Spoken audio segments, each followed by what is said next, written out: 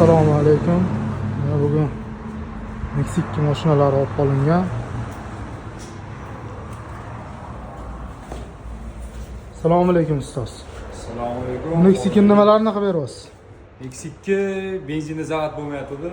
Injektor impulslari yo'q edi. O'shanga puchok provodalarini yechib olganmiz. Xudo xolisa benzinni zavat qilib beramiz. Videoni kuzatinglar. Video davomida kasallik qatdan chiqqanini videoda aytib o'tamiz.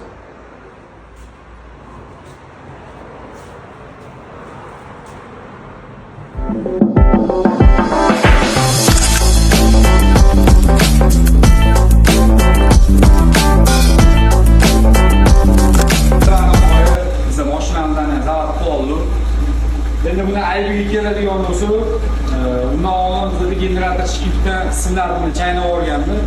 Pastki o'tkalarni to'g'rilab boshqatdan yig'dik. Baribir zavat bo'lmadi. Kampir kuyib qolgandi o'zini.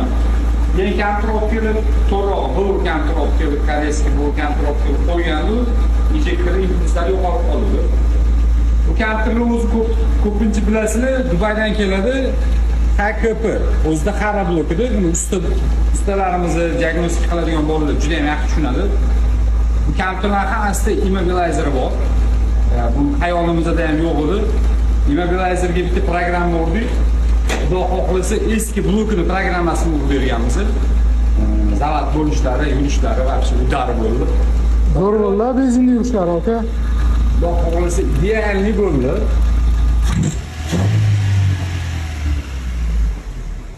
Kimda shunaqa topilmayotgan muammoli ishlar kasallar bo'lsa, bemalol bizga murojaat qilib ko'rasizlar, joninglar sog' bo'lsin.